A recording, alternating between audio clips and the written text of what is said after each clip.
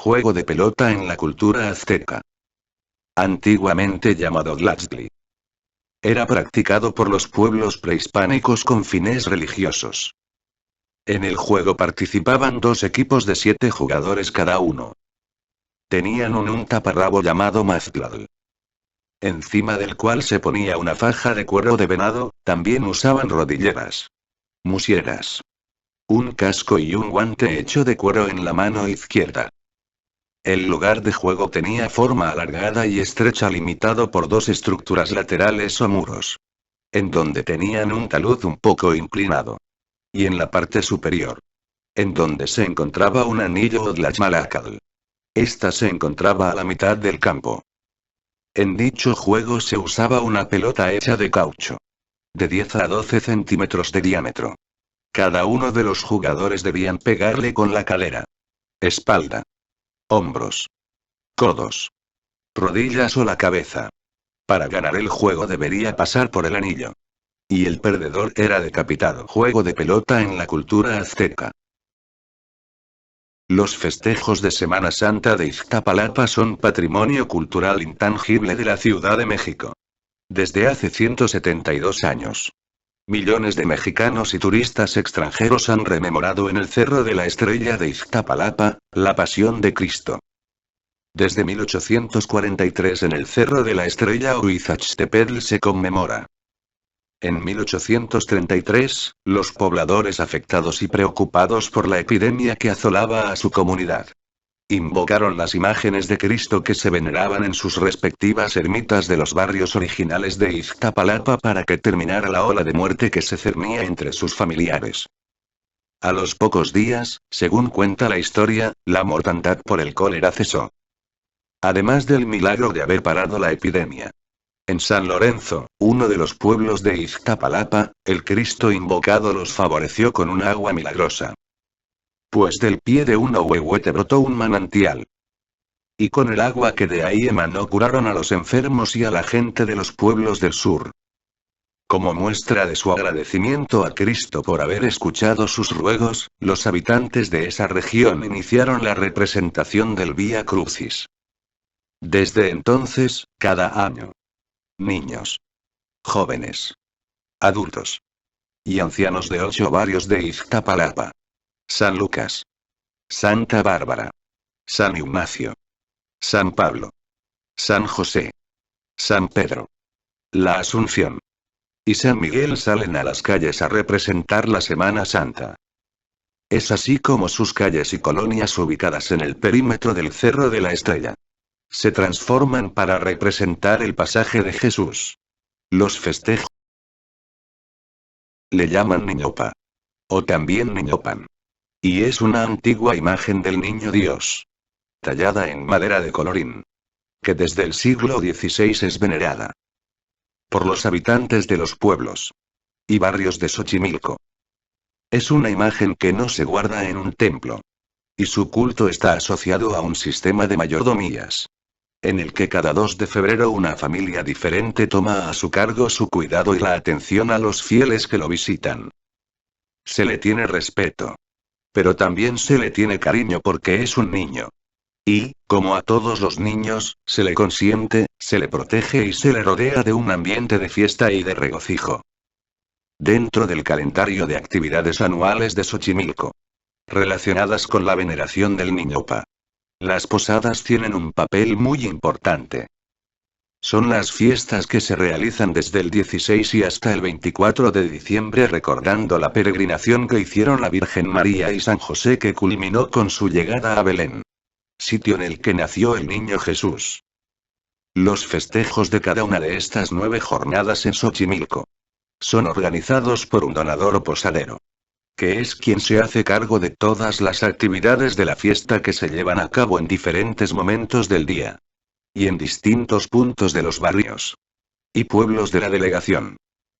Misa, procesión, cantos, danza de chinelos, pirotecnia, música, regalos, comida en abundancia.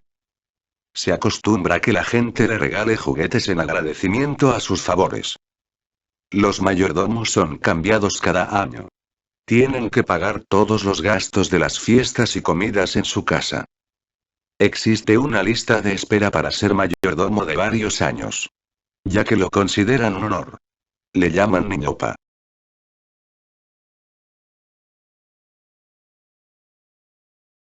Los 4 sacerdotes aguardaban expectantes. Sus ojillos vivaces iban del cielo estrellado en donde señoreaba la gran luna blanca, al espejo argentino del lago de Texcoco, en donde las bandadas de patos silenciosos bajaban en busca de los gordos ajolotes. Después confrontaban el movimiento de las constelaciones estelares para determinar la hora. Con sus profundos conocimientos de la astronomía. De pronto estalló el grito y... era un alarido lastimoso. Hiriente, sobrecogedor. Un sonido agudo como escapado de la garganta de una mujer en agonía. El grito se fue extendiendo sobre el agua, rebotando contra los montes. Y enroscándose en las alfardas. Y en los taludes de los templos. Rebotó en el gran teocalli dedicado al dios Huitzilopochtli. Y pareció quedar flotando en el maravilloso palacio del entonces emperador Moctezuma Xocoyotzin. Estihuacoal. Exclamó el más viejo de los 4 sacerdotes que aguardaban el portento. La diosa ha salido de las aguas. Y bajado de la montaña para prevenirnos nuevamente.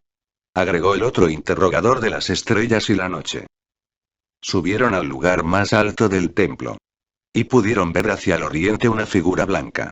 Con el pelo peinado de tal modo que parecía llevar en la frente 2 pequeños cornezuelos. Arrastrando o flotando una cauda de tela tan vaporosa que jugueteaba con el fresco de la noche plenilunar. Cuando se hubo opacado el grito. Y sus ecos se perdieron a lo lejos, por el rumbo del señorío de Texcocan.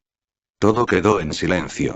Sombras ominosas huyeron hacia las aguas hasta que el pavor fue roto por algo que los sacerdotes primero. Y después Fray Bernardino de Sahagún interpretaron de este modo. Y hijos míos y amados hijos del Anáhuac. Vuestra destrucción está próxima y... venía otra sarta de lamentos igualmente dolorosos. Y conmovedores. Para decir. Cuando ya se alejaba hacia la colina que cubría las faldas de los montes. ¿Y a dónde iréis y? ¿A dónde os podré llevar para que escapéis a tan funesto destino y... hijos míos, estáis a punto de perderos y... al oír estas palabras que más tarde comprobaron los augures. Los 4 sacerdotes estuvieron de acuerdo en que aquella fantasmal aparición que llenaba de terror a las gentes de la gran Tenochtitlán. Era la misma diosa Cihuacoal. La deidad protectora de la raza. Aquella buena madre que había heredado a los dioses para finalmente depositar su poder y sabiduría en Tilpotocatzin. En ese tiempo poseedor de su dignidad sacerdotal. El emperador Moctezuma Xocoyotzin se atuzó el bigote ralo que parecía escurrirle por la comisura de sus labios. Se alisó con una mano la barba de pelos escasos. Y entrecanos. Y clavó sus ojillos vivaces aunque tímidos. En el viejo códice dibujado sobre la atezada superficie de Amadli que se guardaba en los archivos del imperio tal vez desde los tiempos de Itzcoatl. El emperador Moctezuma. Como todos los que no están iniciados en el conocimiento de la escritura. Solo miraba con asombro los códices multicolores. Hasta que los sacerdotes. Después de hacer una reverencia. Le interpretaron lo allí escrito. Señor. Le dijeron. Estos viejos anuales nos hablan de que la diosa Cihuacoatl aparecerá. Para anunciarnos la destrucción de vuestro imperio. Dicen aquí los sabios más sabios.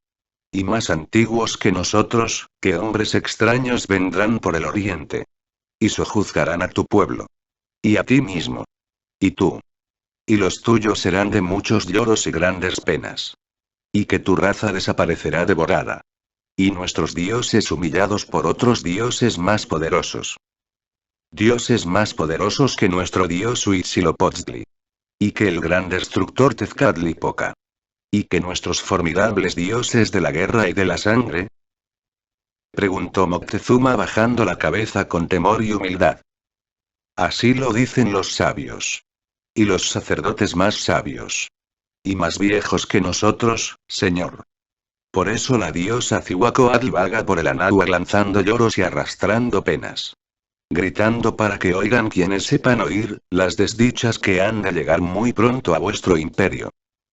Moctezuma guardó silencio y se quedó pensativo, hundido en su gran trono de alabastro y esmeraldas. Entonces los 4 sacerdotes volvieron a doblar los pasmosos códices.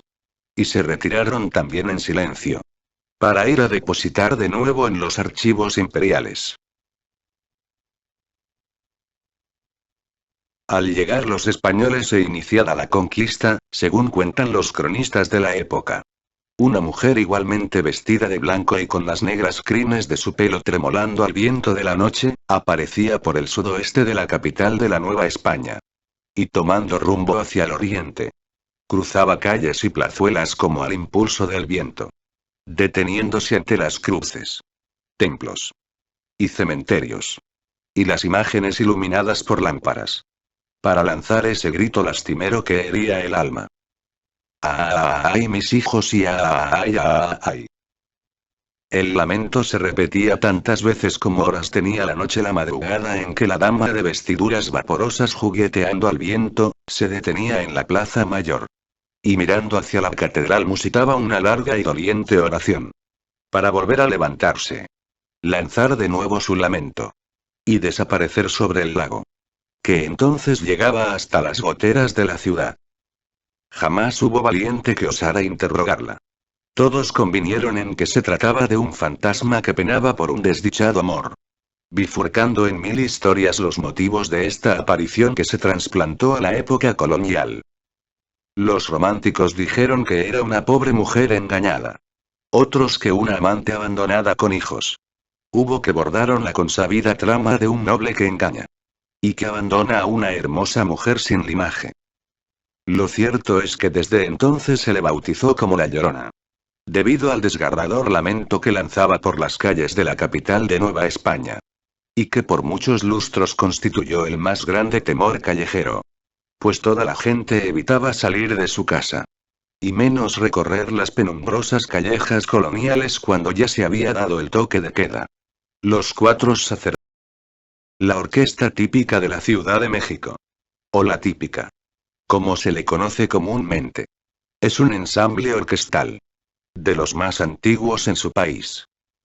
La Orquesta Típica de la Ciudad de México, siglas OTM, recibió este apelativo desde 1940. Siendo precedido desde su fundación por los nombres de Orquesta Típica Mexicana 1884, 1887. Orquesta Típica Lerdo. 1901, 1920. Orquesta Típica Presidencial 1920, 1924. Orquesta Típica Lerdo de Tejada, 1928. Y Orquesta Típica de Policía 1929, 1940. Nombrada así por decreto del presidente Lic. Emilio Portes Gil. Fue reconocida en 2011 como Patrimonio Cultural Intangible de la capital mexicana. Y pertenece a la Secretaría de Cultura de la Ciudad de México. Conserva desde su fundación las principales características que le han dado su peculiaridad. Como orquesta típica interpreta fundamentalmente obras tradicionales mexicanas tanto del dominio público como de reconocidos compositores mexicanos. Y obras del repertorio internacional clásico y popular. Su particular sonido se debe a los instrumentos que desde su fundación la conforman, como lo son el salterio, chico y grande. El bandolón, chico y grande. El bajo sexto. El arpa. El xilófono o marimba. Y los instrumentos de orquesta. Cuenta con un repertorio de más de 900 obras que en su mayoría fueron arregladas o compuestas específicamente para esta.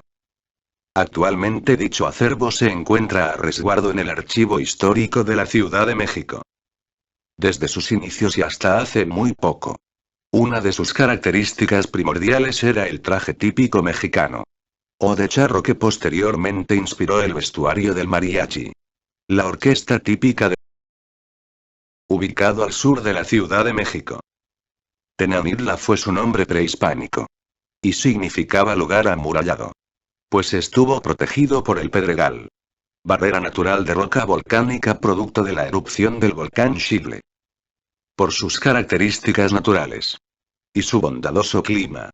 San Ángel fue escogido en la segunda mitad del siglo XVIII por las familias adineradas de la capital para edificar sus residencias de campo con el objeto de cambiar de aires.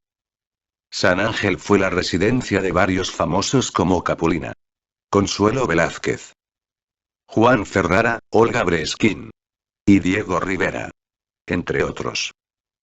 Además, si de leyendas se trata, algunas se originaron en sus inmuebles antiguos.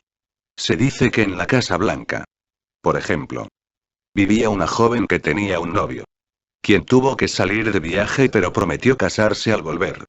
Cuando regresó, ella ya estaba con otra persona, por lo que decidió matarse. Y cuentan que se aparecía por las noches e iba a buscarla en un rincón de la casa donde él le cantaba. A los niños les prohibían pasar por esta casona porque espantaban. Podía salir este joven y asustarlos. Ubicado al sur de la ciudad,